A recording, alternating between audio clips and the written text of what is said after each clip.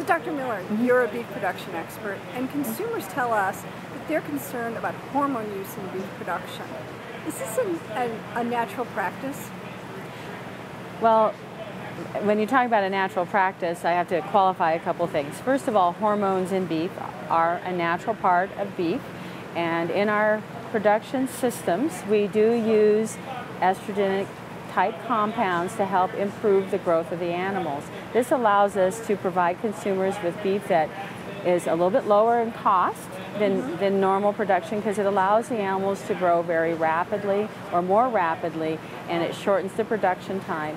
And for those that are interested in green and being very environmentally conscious, it also allows us to produce beef where these animals eat less corn and less grains.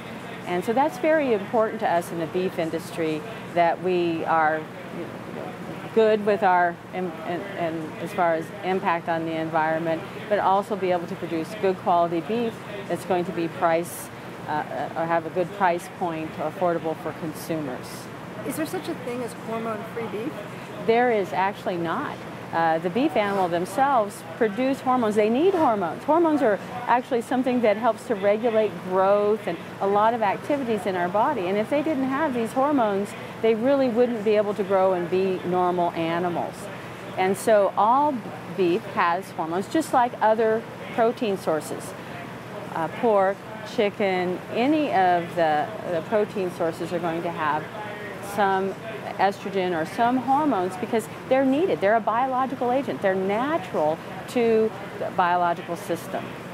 If you tested beef from cattle that are implanted with hormones and cattle that have never had hormones, what would the difference be in the estrogen level in the beef? Well, first of all, you would find estrogen in both of them, but the animals that have been implanted with the estrogen have a slightly higher level. Now you say, what is slightly higher?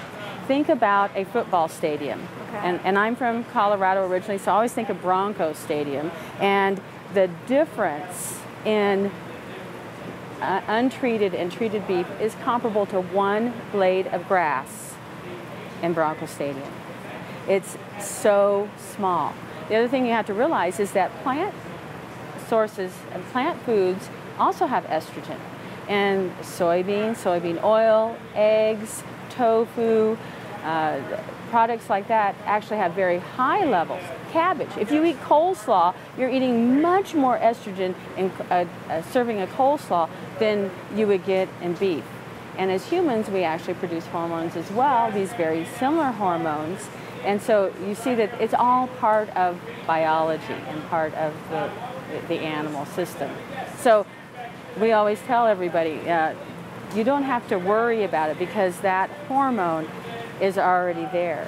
The other thing people don't realize is that the hormone in the beef, when you eat it and it goes into your digestive system, your body doesn't look at it as a hormone. It digests in the stomach and breaks down. And our bodies just look at it as a part of their feed source or food source, part of the nutrients that go into our body.